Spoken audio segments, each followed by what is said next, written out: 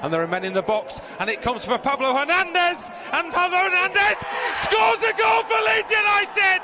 Oh! Goal, a goal, a goal! Yeboah. On he goes! Oh! Even by his standards. Breathtakingly brilliant. Hang on a minute, here's Howson, can he win it? Yes he can! Leeds United are on their way to Wembley! Johnny Howson again! And the ball's over Brown, and this is Beckford, he just ran away from him, but he'll still get a strike in on goal, and score at the Stretford end for Leeds United, and it doesn't get any better than that for a Leeds centre-forward. Good ball, Becchio well placed!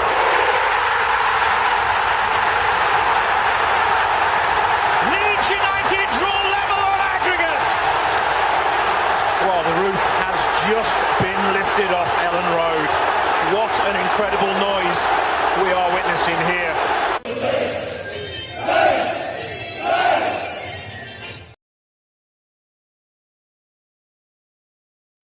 What is happening, everybody? You're very welcome back to LeedsBros for your match preview. Leeds United take on West Ham United tomorrow night at Elland Road in a bumper Premier League clash, and in my opinion a must-win game for Leeds United. Throughout the course of this show, we're going to bring you through opposition fact file. We're going to have a look at recent form and head-to-head, and then of course, as always, with a little bit of fun towards the end of the show, we're going to give our score predictions as well.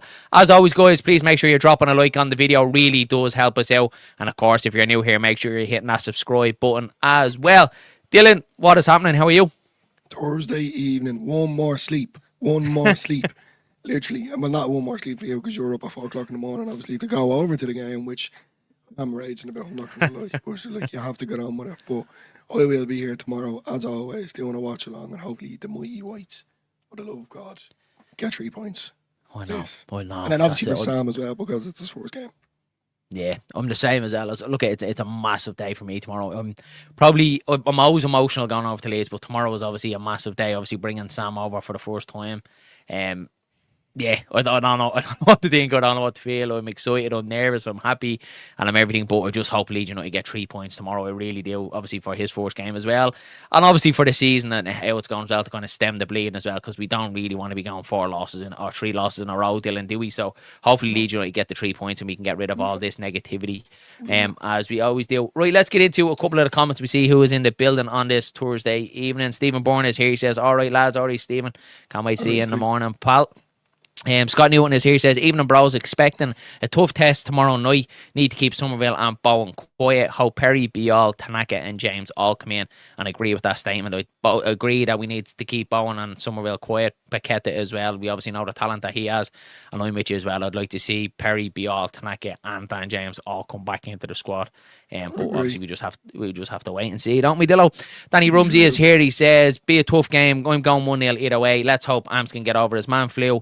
Wasn't in the training video today." Yeah, look, it's the flu. At least it's not an actual injury. It's the flu. So 24 hours with a recovery of the flu, get in bed and bit of rest. Now you'll be back and not a bothering you. Danny says, "Smash a like and subscribe."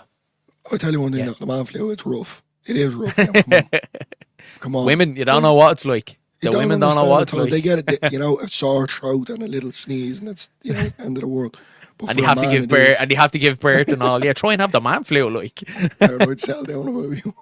Sorry, I'm only messed. Of course, I'm only messed. No, it's all a bit of fun. John Pepper is here. He says, "Hi guys, hi John, how are you, brother?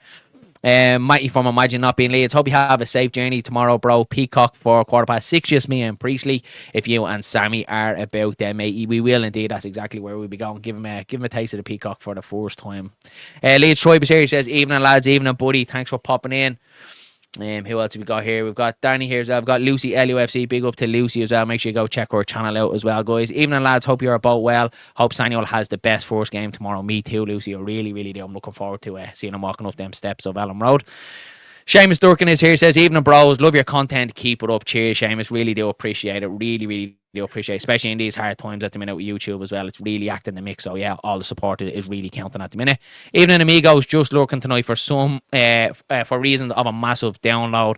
but have a good one. No problem at all. You are going to be redirected to Joe Blackburn's stream straight after this as well, guys. So if you're wondering why you end up on Joe Blackburn's channel, that's from us to go share a bit of love over there as well. Shane is here. He says, evening all. Enjoy the game tomorrow. All Leeds, aren't we? We certainly are, buddy. I can't not wait for it. Let's get into it, Dylan. Before we kind of have a look at opposition fact file, like overall, without kind of looking into the stats, I think, how are you feeling ahead of tomorrow's game? Because obviously it's been a little bit negative around Leeds. I wouldn't say after Spurs, but obviously coming back after the international break, the loss to Burnley, the manner of defeat, the performance, everything surrounding Fark at the minute. How are you feeling going into tomorrow night? I think it's a slump for Leeds, but I'm genuinely confident. And not just because of West Ham, the way the situation that they're in at the minute. I genuinely think that Leeds, certainly the way we're playing, I know, and I keep saying it, I'm the same one, based on the goal not going, or the ball not going in the back of the net. But I am very, very, very optimistic, and I'm actually really confident that Leeds will gather 3 points. We need to like press high. That's our aim, definitely, and control wide areas, generate set pieces, and attack them. You know, I think they're going to play a big part tomorrow as well. But yeah, I'm nervous, but I just hope it's not another meltdown. Oh God, please don't be another meltdown. I can't do it. Do you know what it is, Darren? When there is a meltdown, and I'm one for it as well, it's just negativity for a week, isn't it? Yeah. It's just the way you're going, we need to get another game as quick as possible. You're going, yeah, we're not playing until next Saturday. Just to get over this slump. So I hope to God Leeds come out and play way better than what they did. Yeah. Let's score a few goals. Yeah, I hope so as well. Isn't it mad the way Leeds United just dictate your mood, Dylan? Isn't it, like all week as well? Like I've just been like, you just keep thinking back to the previous game and look, just hope to get the win tomorrow, so we're in much better mood next week. And you know what?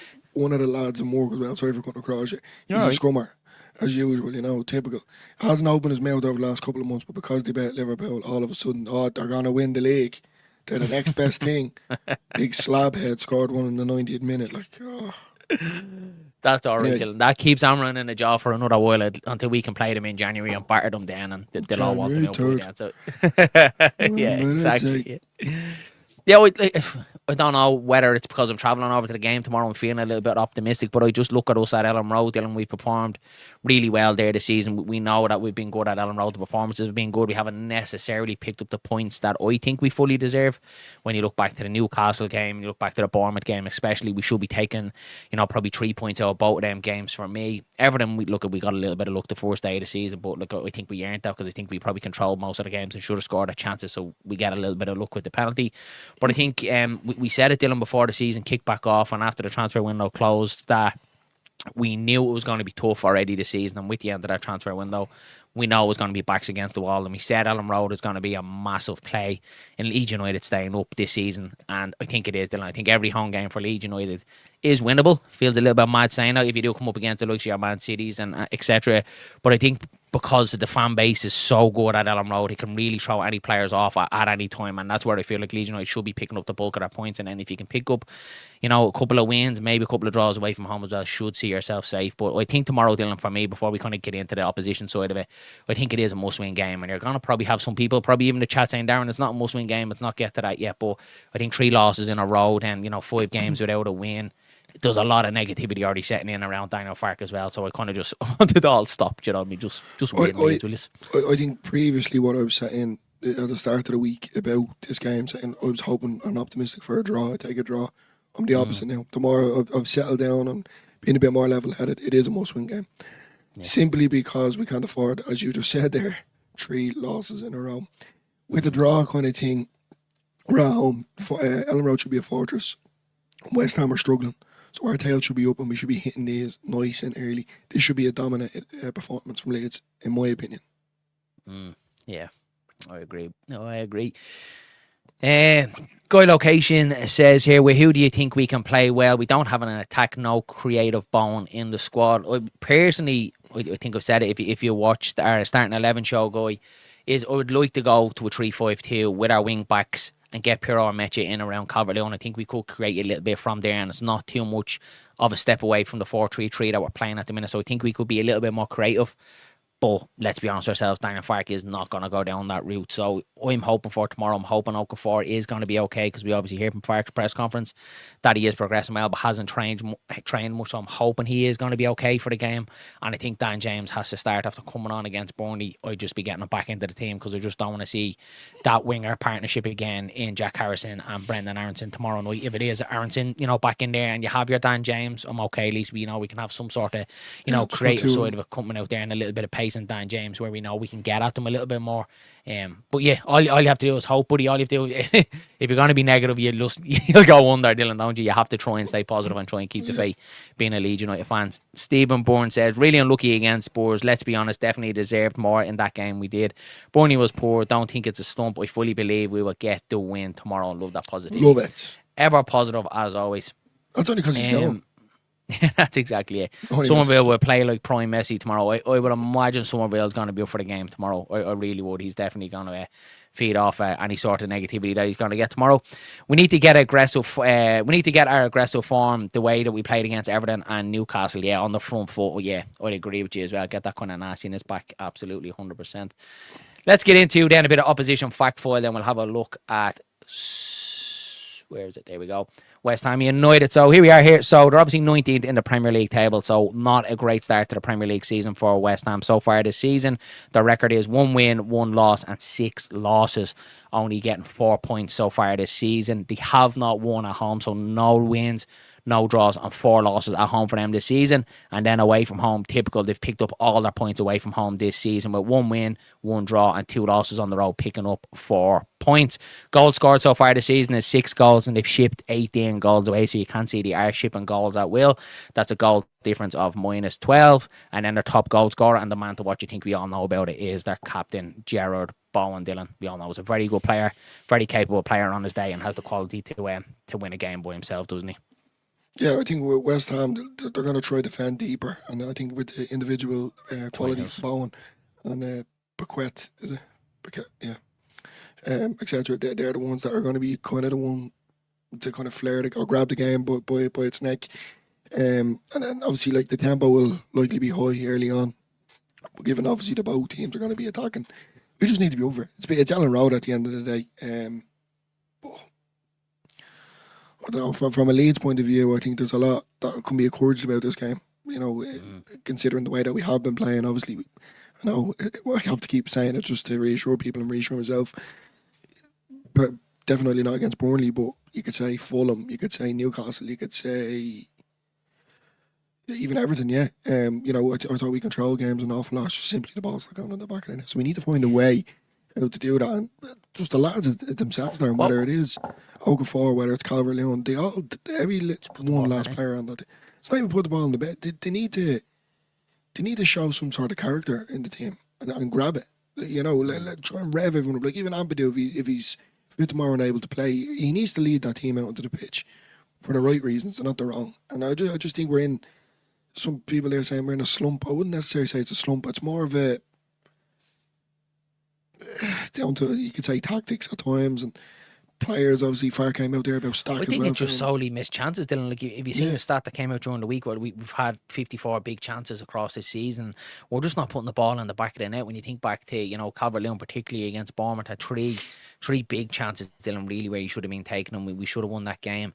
Same against Spurs as well. He had 2 really good opportunities. Pirro had one towards the end of it, and then we had a couple of opportunities against Burnley as well. So we are creating. So even though it doesn't look like it because we're not scoring goals and people are saying, where's the creativity in this team? We are creating. Look, yeah, we haven't got that flair player, do you know what I mean? That looks good and looks easy on the eye, but we are actually creating chances. And I think that's why I still probably have a little bit of hope and positivity in me, is that we are creating chances. If we weren't, and we don't even look like scoring in a month of Sundays, well, then you really have to question the manager then. So as long as we're kind of creating chances, you're hoping that the players can just start putting the ball in the back of the net and they kind of fall to the right people.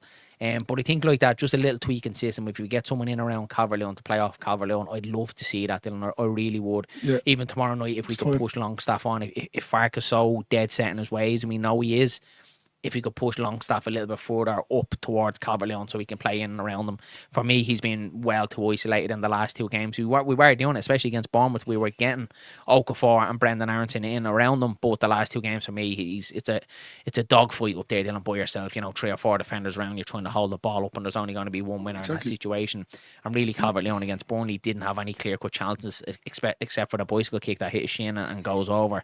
We know the chances that fell to Brendan Aronson should really be scoring that. And then Jayden Bogle has, the best opportunity of the game to get us back into it as well. So we just need to start taking our chances. There's one thing I really want to see, be more clinical, but also the side of it, Dylan, we need to stop doing this going 1-0 down. We can't keep affording to do this in games because in the Premier League you get punished regardless of the opposition, whether it's Burnley, Man City, Arsenal, whoever it may be. You go 1-0 down in the Premier League, it's going to be a dogfight to fight your way back into it. So that's something that we really do need to look at, is be the ones to get the first goal, and then we have something to protect and stop kind of chasing games in the Premier League, because 9 times out of 10 it's not going to end well. I'm going back to being at home. I think is the main thing. It's a fortress. It's church. It's the reason why we breed is Elland Road. Let's be honest with you. And at home we're a different type of animal. I think the crowd gets behind us nice and early. The energy lifts, and we start fast, which we usually do at times. And then hopefully we can pin West Ham back early. I think the key for Leeds is making that pressure count. Yeah. If we waste the early chances again, as you just said, they're going 1-0 down. That's where, even the fans can know, everyone's on edge. Everyone's, like me, probably smashing the telly up or hitting walls. That's, anyway. But it could come back to bite us. I just think, as you said there, that's something I've really noticed, and only like you've said it there as well on the last stream. Going down 1-0 is usually where Leeds kind of drop the head, and then we might fight our way back into it. Once we get that equaliser, then the form kind of drops, or we're all saying needs a shaking up, and then the subs are too late, etc. But it's not going to be like that. And now, Richard, I am not on edge. I'm actually grand. I was about to pull that comment up. I'm grand. So Richard says Dillo's on edge for tomorrow night. You can see it in his face. Yeah.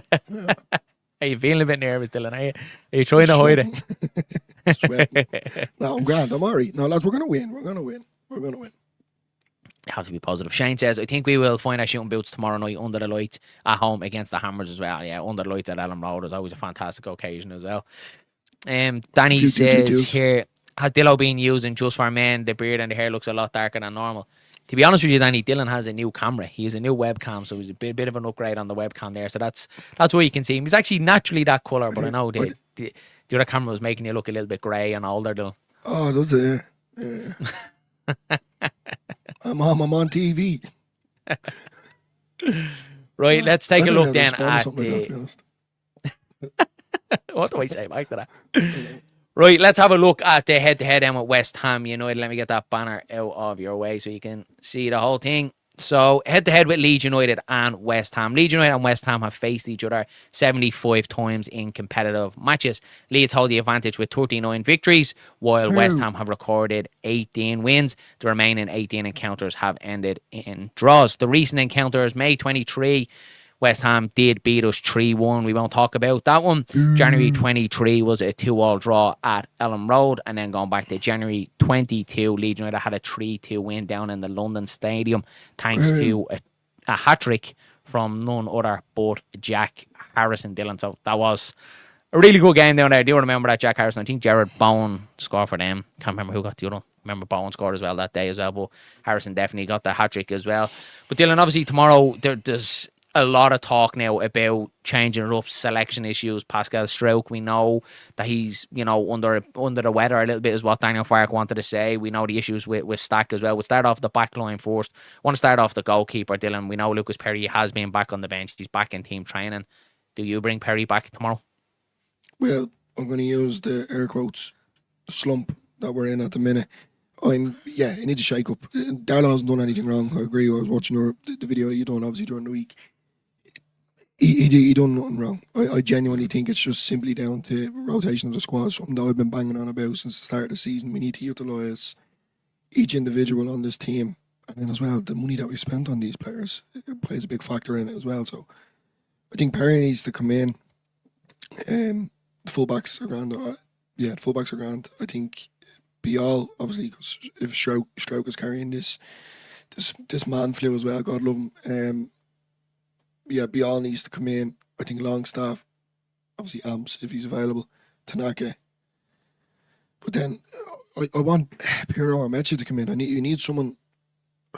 You need someone coming short, or sorry, for Calvert-Lewin to knock it on. If that makes sense, hold up the play, bring these other players into play. So yeah, it's a shake up in general. But I'd like the 5 in midfield. You're going to grab me onto that over the last week or two. So I don't know, Darren, to be honest with you. It's all hopes, ifs and buts, because I just don't think Farke's going to change it. He's just going to leave it as it is. But for a 4-3-3, Tanaka needs to come in, Bial needs to come in, and hopefully Dan James can start, and Okafor if he's available, of course. I don't really want Harrison there. Look, I'll give or take Aronson, but I'd rather not. Yeah. I think he has to go with Bial Dylan tomorrow, because I obviously gave Stroke the benefit of the doubt before the Burnley game, because I don't think he was putting much wrong. I think he was being a little bit of a scapegoat after the Spurs game, obviously with the 2 deflected shots. He didn't play bad in that game. It was just unfortunate 2 shots go off him and end up in the back of the net.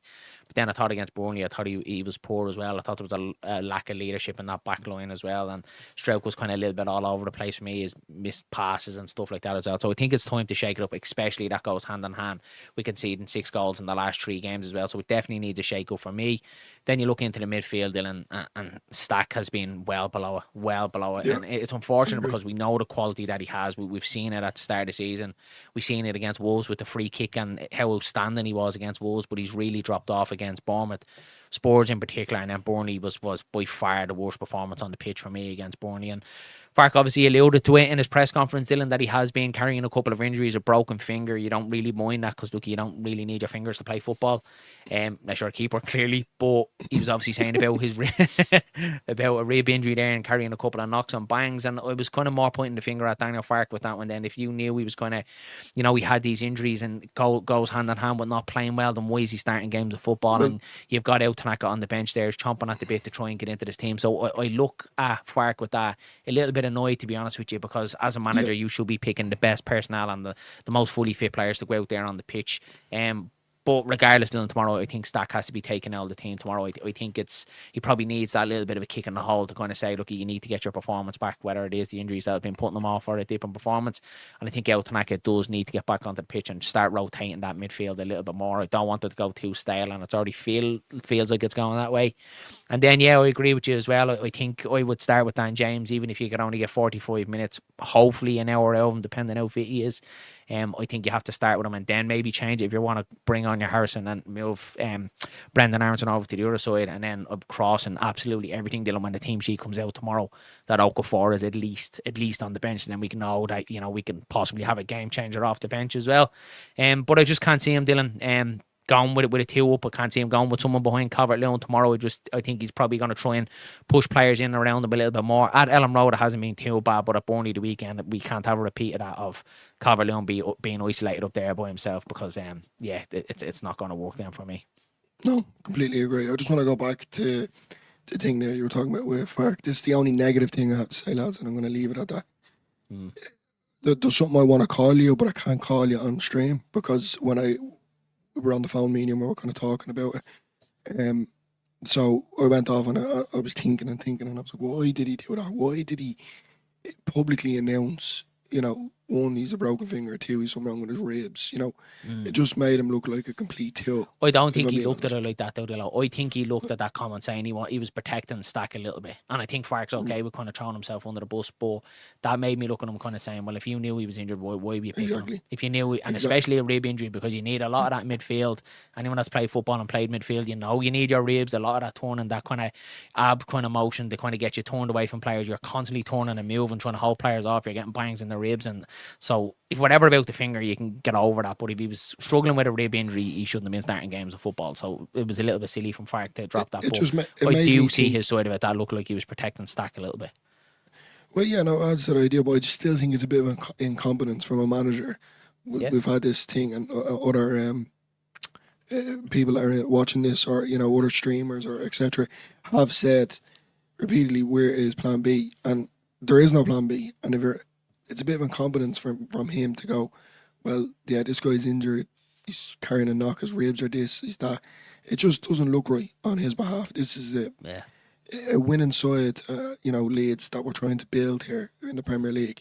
And if you're doing that by silly mistakes or errors like that, as you've said, Tanaka could have slotted in there easily, regardless whether he had minutes or not. Protect these players. So why risk it? Why would you put this player in this position? You know, more or less, let's be honest, in the back of his head, he's kind of saying, I'll do a job for you, but I'm not 100% there. The players need to be at 100% from the get-go, from the start of the season to the end. This is a war we're at here. It's not nothing to be messed about. So that's the only negative thing. It was just, I didn't get to say it to you off camera. When I was on the phone to you the other day about this, when you were telling me, I got off the phone and I called you every name under the sun because you were after putting it into my head. I knew I was going to watch the press conference, but I was highly annoyed at that, very annoyed. You knew it was coming there, yeah. Wayne says here, Pascal has become the new YouTube scapegoat, and I hope that's not aimed at us, Wayne, because we've actually been very vocal in our support of Pascal Stroke over the last couple of weeks, and particularly before the Burnley game when everybody across social media was banishing Pascal Stroke. We were actually very supportive of him. I just think he had a poor game against Burnley and was shipping goals. Don't think you're going to take Roda and all the team. You're not going to take Bogle or Goodmunson. So maybe try our new player that we got, Dylan, that cost us £15 million. You know, that Newcastle we're looking at as well, and kind of see how he gets on in there. So that's why we'd be looking at a shake-up as well, 100%. But it's on the manager to do it. Easy says here, no use blaming the players, lads. Don't pick themselves or choose the tactics. I don't think we were blaming the players, buddy. I think we were very clear in saying that we were blaming Fark there, buddy, saying that obviously Stack is injured and Fark was picking him. So I don't think we were blaming the players there with that one. Richard says very amateurish. Yeah, absolutely, I agree with you there, buddy. What would Tanaka be thinking if Stack has played and injured ahead of him? Absolutely, Carl. I'd be thinking the same thing as well. If you put yourself in Tanaka's shoes, yeah. You did say that. I'm even more annoyed. Thanks. Yeah, it's what sort of message does that send out to the players? And if you're picking an injured player, so this is where Fark needs to be looking at himself. And at times, it annoys me, Dylan, that he has his favourites. At times it feels like Ampadu is being rushed back as well from a lot of his injuries. Look, we know how much he loves Ampadu, and I can guarantee more or less, unless Ampadu's leg is hanging off, do you know what I mean? He's going to start that game tomorrow because he will do everything. For me, he's always the first name on the team sheet under Daniel Fark, so I do think absolutely he will play tomorrow. What else? I was gonna say something. Obviously, Nuno, Dylan, looking a little bit back to West Ham United, obviously hasn't been great since they've gone in there. They had obviously over the international break. They played Brentford last Monday night down in the London Stadium. Really bad performance from them, Dylan. Looked like Brentford got at them going a little bit more kind of direct. Looked like they were getting at them from set pieces. They look very vulnerable from set pieces. When you look at Leeds United, summer recruitment was all very much built around improving on set pieces, big lads being the bullies. That should really play into Leeds United's hand tomorrow. Is that somewhere we should be looking at set pieces is a big part of the game tomorrow? Yeah, well, I think West Ham, they're a mess, let's be honest with you. Only 4 points all season. Just lost home, obviously, to Brentford as well, as you just stated. Look short of ideas at times. I think the confidence is shot, especially away from home. I think Nuno is just trying to get them organised. But the players just don't look comfortable yet. You know, obviously new surroundings of a manager, whatever, etc. But it's the individual quality there, and as I mentioned at the start of the video with Jared Bowen and Lucas Paqueta. Players with real quality, but as a team they're very poor defensively. They haven't been able to control the games or grab it. And then I think that's where Leeds will come into favour with the high press that we kind of do and force them to make mistakes. And we could see some real joy in it. But I'm not too worried. It's simply down the start, middle, and the end of the story here. We can't go 1-0 down because then we're going to see a repeat of Burnley where they'll just park the bus. Yeah. And then that's where we're just, you're waiting until the 70th minute for a shake-up from Leeds and it's too little too late. Yeah, I agree as well. It's tomorrow dealing with Nuno's side, and Thursday you've seen him anywhere that he's been, the setup that he has. He's not negative. He's not like Mourinho sort of but he does err a lot on the side of caution, probably more than what Fark does. He likes to kind of sit in and hit on the counter attack, and on the counter attack, that's where I can see them getting a bit of joy, and you can see what they were trying to do against Brentford. It wasn't a rigid formation where you had Bowen on the right. They had Paqueta playing through the middle, and then Somerville out on the left. You've seen a lot of them interchange, and Somerville was making a lot of them into outruns inside, running through central positions as well. So I do think they're going to look to try and hit us on the counter attack tomorrow, and that I'm sure Fark knows this, but I'm hoping that they know this, because if I know it, as a nobody sitting here, I'm sure Daniel Farke knows it tomorrow that they're going to try and look to hit us on the counter-attack tomorrow. So we have to be aware of that pace. We obviously know better than anybody. We know the quality that Somerville has when he's running at you. He's probably one of the best at doing it. You've Jared Bowen as well. We know his pace and the quality of his finishing as well. So it's definitely something that we have to be aware of when we do lose the ball and it does break down, that we have enough bodies back there that they're not going to be able to hit us on the counter-attack. But I'm looking to see us being a little bit more aggressive tomorrow. Now, I don't want to say go direct because I know there'll be a couple of meltdown in the comments. I don't want to see Route 1 Sam Allardyce football, but I would like to see us knocking about and then at times maybe vary a little bit, try and hit Calvert-Lewin, and then that's your chance then to get bodies in and around them, because Brentford seemed to get a lot of joy from that. They were keeping the ball, sucking them out a little bit. They'd go a little bit more direct, playing in behind their midfield, and it was able to bring them up the pitch a little bit more, and they got a lot of joy from that, and they probably could have scored a lot of goals. And then set pieces as well, West Ham were all over the place. So I don't know what they were working at over the international break. Maybe Nuno has looked at it now this week, but that's where I feel like Leeds United could get a little bit of joy tomorrow. So you're hoping the likes of your Road on, your Bial, if he does come in, Straukaby is still there, getting on the end of the team, Calvert-Lewin as well. So I'll be looking for crosses into the box as well. No matter who we go in the wings position, get the ball into the box to Calvert-Lewin, and let's cause them a couple of problems. Exactly. I'm expecting Leeds to be on the forefront. They press high, get the ball wide, whip crosses in. Obviously, as you just stated there, to Calvert-Lewin. That's going to be the main threat. For West Ham, though, we'll probably sit deep, look to soak up the pressure. But their main threat, as I said, the counter through Bowen and Bukete. But for us, set pieces could be massive too, yeah. West Ham, at times, they look very shaky defensively, especially when it comes to defending set pieces. So corners and free kicks, if Leeds can deliver the right ball, nice balls, quality balls, let's put it that way, there's goals to be had. But do you know where, for me, where we're going to kind of determine this game, I think is the midfield battle is going to be key. Yeah, I think so, yeah. I think Tanaka and Longstaff is our main, what would you say, the engine in the car, if that makes sense. I think they can control it well between the two of them. Obviously with Souček and Paqueta, if they get too much space, they start to dictate the game. Also defensively, we've got to be more alert. We love to attack, and that's something we're going to have to keep going at, even if they soak up the pressure. But we can't get caught on the break. That's the main thing. Take our chance when it comes, Dylan, isn't it? Once that first chance come early doors, you have to take. You have to be putting the ball on the back of the net. 100%. A bit more quality, like it's massive in the Premier League, isn't it? Yeah. It's massive in the Premier League, isn't it? The first goal, we know that with the quality in these games, and even if we do happen to go 1-0 down, when our opportunities do come, because we are going to get them in the games, we have to be putting the ball in the back of the net. So be definitely looking for a massive improvement on that side of it tomorrow. Let's go through a couple of the comments then here. Richard says first goal tomorrow is massive tomorrow night. I agree with you as well, Richard. I really do. I don't know what it is, but I don't think it's going to be a high scoring game tomorrow. It might be 1-0 each side, 2-1. I can't see the floodgates opening up. I don't know why, but you never know. Leeds Tribe says we 100% need to freshen things up, come with a new unpredictability for a change, whether it's in personnel or shape. Let's try something different. And I cannot agree with that comment anymore. Do you know that, Leeds Tribe? I really can't, because it feels like it's gone very stale, the 4-3-3 and the personnel that we're playing with. It's becoming very predictable. It's very easy for us as fans to know what Daniel Farke is going to do and how Daniel Farke is going to play. And you can bet if we know what he's going to do, the opposition manager knows what he's going to do as well. So I 100% agree with you. All the best managers in the world do shake it up a little bit. Just with Daniel Farke, we know, having him here for the last 24 months, he doesn't necessarily do that. But tomorrow I'm looking for the change in personnel 100%. Wayne says, lads, the Pascal comment not aimed at you guys personally, but the YouTube and social media in general. Yeah, just making sure, mate, because we actually have been very vocal about in our support of Pascal Stroke, Dylan, haven't we? And I think it's probably got to the stage now where I've been agreeing with people that it is time to take him out and shake him up, especially after conceding 6 goals. So it definitely needs a shake up in there, and let's see what we all can do.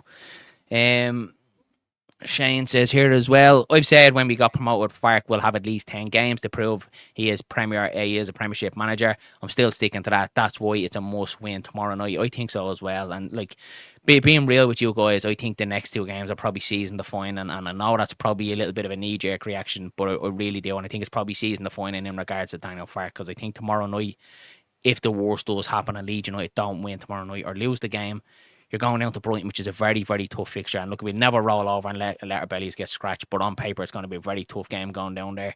If you lose back-to-back games, then I think then you have to change the manager after that. And you'll have a section of fan base going, no, stick with him. Look at the transfer window. He hasn't got the players to do it. And I totally understand that. But ultimately, we know the way football works nowadays, Dillo, that it's all about results on the pitch. We see that right across football. So regardless, the 49ers aren't going to sack themselves. They aren't going to sack 11 players on the pitch. The buck stops with the manager at the end of the day. And ultimately, if he doesn't get the results, regardless of what the team is, it's going to cost him his job. So for me, it's a must win tomorrow for Daniel Farke rather than Leeds United. Well, to not tarnish his career itself, obviously, we go back to his days at Norwich. The board didn't back him. Let's be honest with you, he's been backed by Leeds, not to the full potential, obviously, because of PSR reasons, but they've got enough in to do the job of what needs to be done, whether we need to recruit in January, whether it's between the free transfer market or loans or whatever it may be. But regardless of that, I agree, 10 games is more than enough to determine the future of the club and the future of his career with this club. But I mean, you know, you said something there about, I think it was, Leeds Troy, but you go back to that comment, you know, we need to try different things. And I'm being completely honest with you, lads, if he's set on one thing and one thing only, well, then we're not going to do well.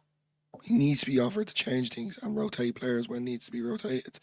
So, look, we just have to wait and see what happens. I genuinely think Farke now, he's probably at a crossroads where he's going to have to realise to stop the stubbornness, stop this 70th minute course, as I call it. You know, and when it needs and sticking with players that are underperforming, Dylan, is a massive thing. Sorry for cutting across you, but that's one thing. Whatever about the 70-minute subs, it can work at times, but sticking with players that are underperforming is the one thing that really annoys me about Daniel Farke. When you can see they're clearly struggling out there, or they've underperformed for games, and he continues to pick them on Mez, and then he can go through other players last season as well. I think what really annoys me is similar to that, except when we're losing a game, and it's Burnley I'm talking about here, really irritated me. It took so long, we should have made them subs at half time. 70 minute come, he's doing it. And then he's chucking on a load of strikers to the crack. So that's the type of rut that he needs to get out of. He needs to improvise and make the subs early. And rotation. I can't shout it enough. Rotation is key in this league. If you're shouting that in your sleep, like rotation. Rotation. Come on, Daniel, listen to us. Shake it up now tomorrow. Let's get through a couple of more of these comments, and they're flying in here tonight. Easy says, I was impressed with the 49ers sticking with Farke, so I was willing to give him 10 games, but I have always suffered with premature. Close your ears, premature, you know what. Yeah, mate, yeah. Dylan has them problems as well. I do. Richard says, we will have very little creativity in the wide areas of the front three. Therefore, I would look to change the formation and look to get Dillo's pal back in the team, especially for tomorrow night. I think so as well. And I think the 3-5-2 would suit that, with the width coming from Goodmunson and Bogle, and you've Pirro then playing in around Calvert-Lewin. I don't know. I'd like to see how they get on together. We've seen a glimpse of our Spurs, and it seemed to work really well with Calvert-Lewin knocking the ball down towards Pirro. So, yes, go ahead. You have something to say. Oh, I was just pointing at number 10 there. See the number 10 there. Oh, I thought you were putting your fingers up that you wanted to say something. My man is ringing and he's on the way. I agree 100%. I think Pirro needs to come into this team. Meche as well. Like, don't get me wrong. We need to start scoring goals. The best goal scorer in this team, in around that box, is Joe Pirro by a mile, regardless of what you think of his all-round play. Win. If you want to put someone to put the ball in the back of the net in this team right now, it is Joe Pirro. Will he score his top goal scorer last season? Yeah. I know, we Darren, look, I have to be honest with you. You've said it before. The system that we're playing doesn't suit Pirro. So why not change the system to suit Pirro? Yeah. It's very simple, lads. Yeah. It's not difficult maths. Just do the right thing. Utilise the players. And rotation. Simple.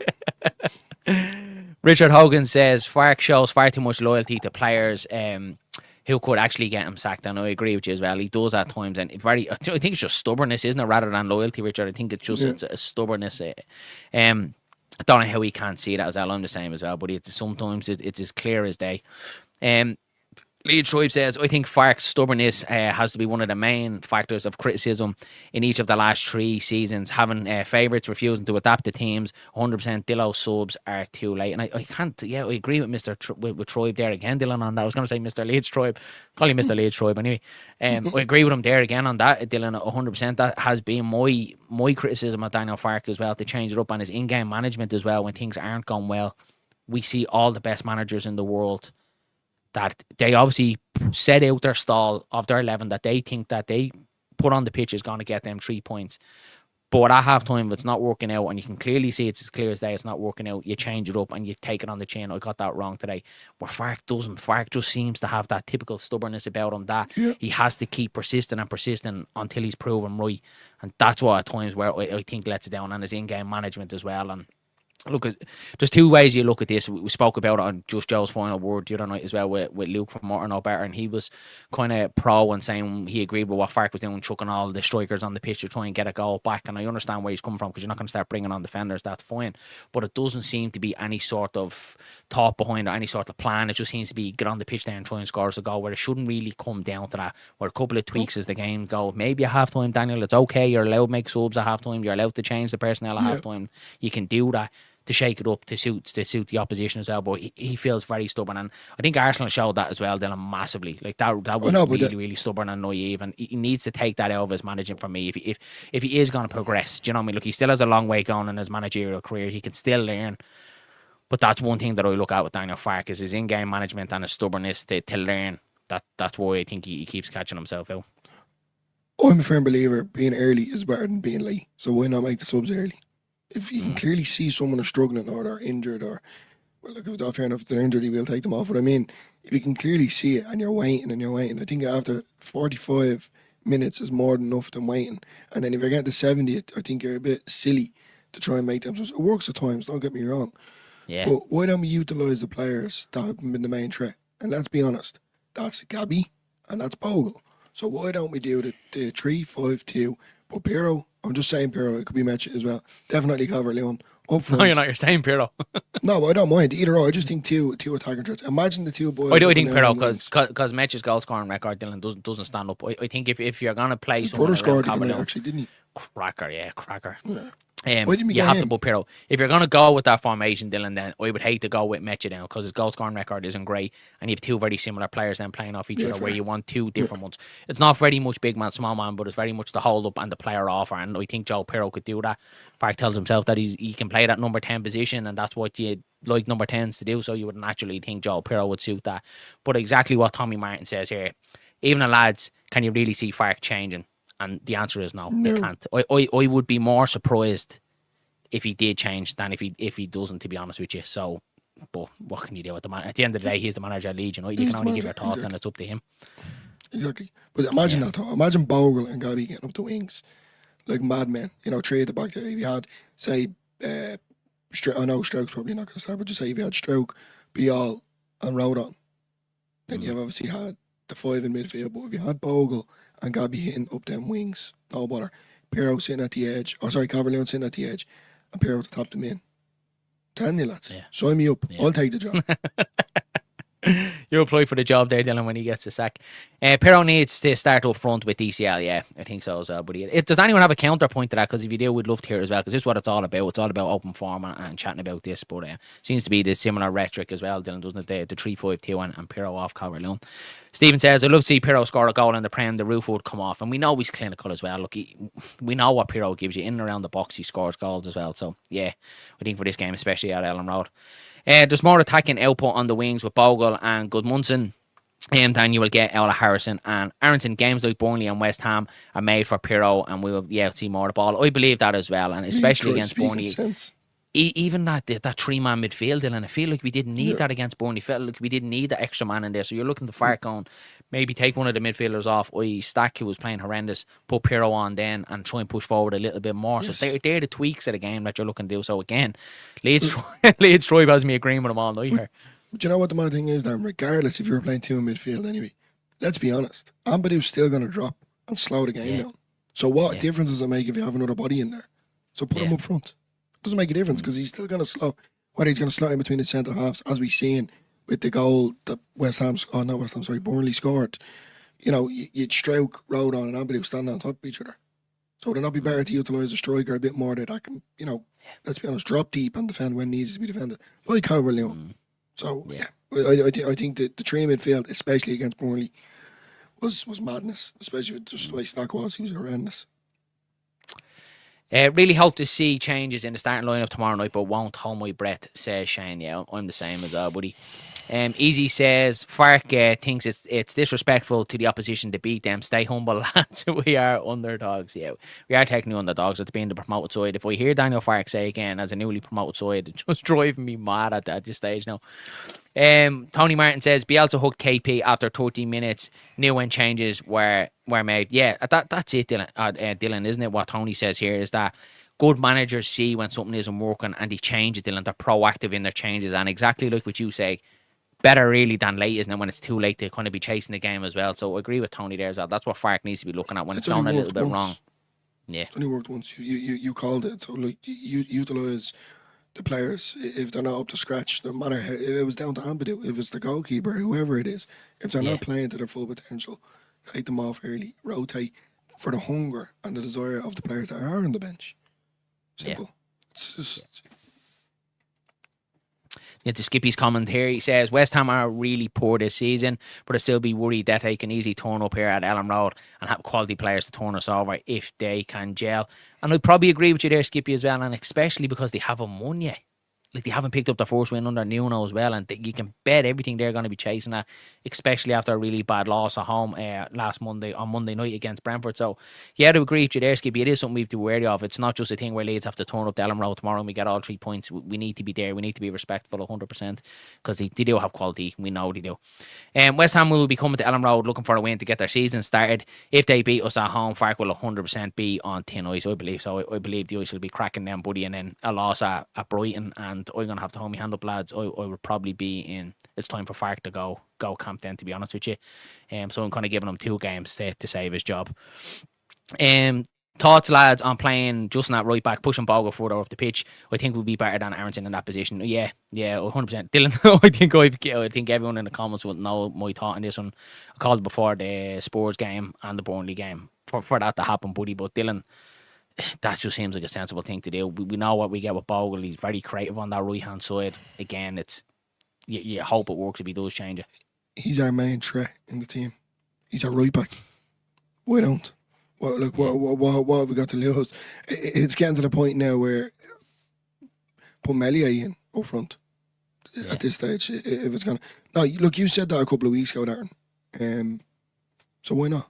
You can clearly see he has that going forward, and he has it on the defence. And the only thing I'd be a bit wary about, and I've said this on video before, and I know I'm no professional. I did play a right back before when I was being pushed up. When I was pushed up, I had no one in front of me to give the ball in. I had to cut inside or I had to go back. Then I ended up becoming a striker, and then I finished my career off as a left winger. So yes, I played everywhere. But I mean, when you think of it as a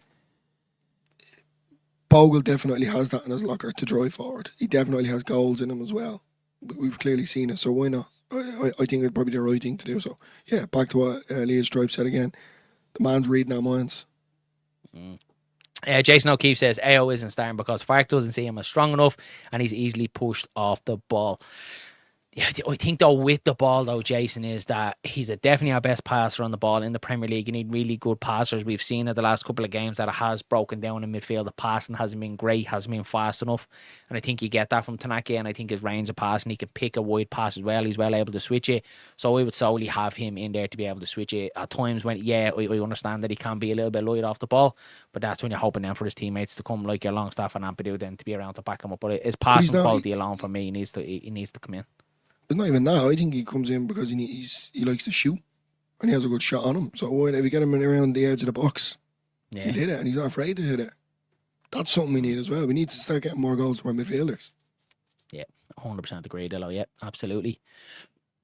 Stephen says here, honestly, think there will be changes tomorrow. Fark is so stubborn, but he will definitely be aware of the pressure that he is under, so he can either do nothing and lose his job or change to keep it. You would like to think he will think like that, Stephen, wouldn't you? Or does he go with his trusty favourites to try and get him out of the hole he's in? That's probably my thinking of it as well. But I know you're the most positive Leeds fan, and you're probably thinking what we're all thinking is Fark changes tomorrow, we win the game, and everything's going to be all good. Let's hope that does happen. Let's get into this one here. So, Tanaka, do you reckon that he's getting the largy treatment when he lost the ball versus Bournemouth, especially when he's not preferred as half fit? Yeah, bruised ribs from Stack as well. Yeah, maybe Dillo. Like it's probably I don't know if it's too early to say that. Yeah, I suppose as the season goes on, you might be able to ask that question and go from there as well. Maybe it goes hand in hand with Tanaka getting the ACL or the MCL injury as well, and obviously being out of the team a little bit. You might go hand in hand, and obviously that midfield were absolutely brilliant. Stack obviously took the short. Longstaff and Ampadu were doing brilliant in there, so I think it was very hard to change it at that time. But yeah, Dylan, what do you think on that one? If that's the case, if he is pulling a largie, like the ref and Gio's there, the largie treatment, well, then why wasn't certain other individuals? I'm not going to go through loads. You can say Stroke, you can say Aronson, you can say,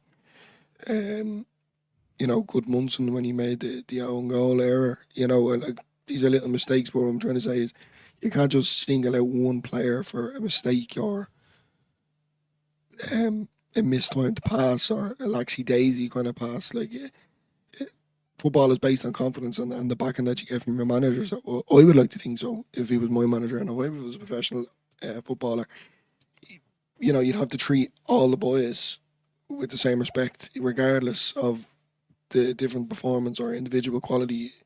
So yeah, I genuinely think it was the injury.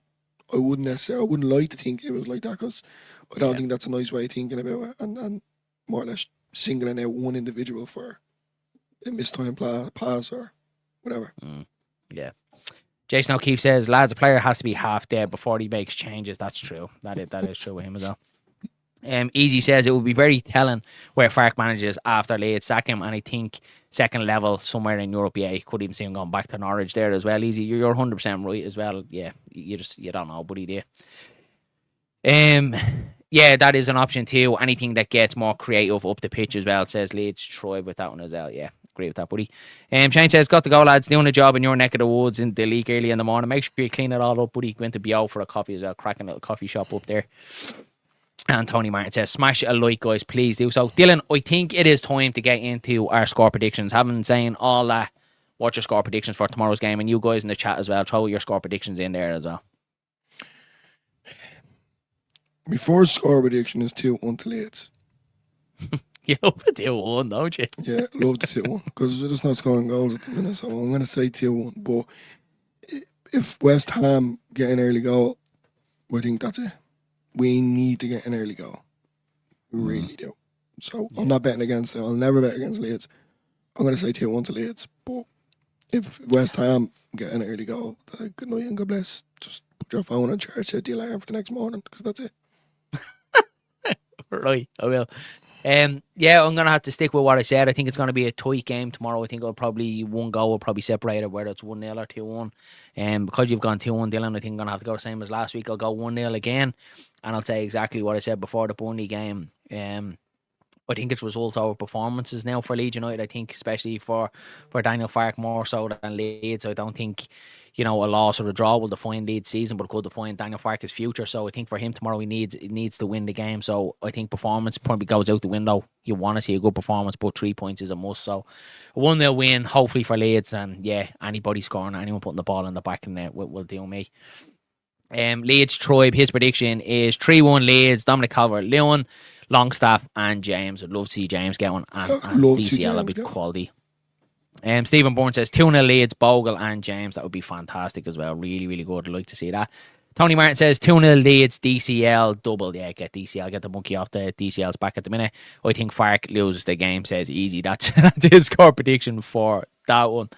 So that is it, guys, for your match preview ahead of West Ham tomorrow night. Dylan will be doing the watch along tomorrow. You will be riding solo as I'm heading over the game tomorrow, which I'm sure you all know, with my little lad for his first ever Leeds United game. So I'm going to do a little vlog on that end of it if you're interested in seeing how his first Leeds game goes. Hopefully with a win for him. Start off his time supporting Leeds United with a win, and Dylan will be here for the watch along from about 7:45. So make sure you pop in and show your support for that one as well.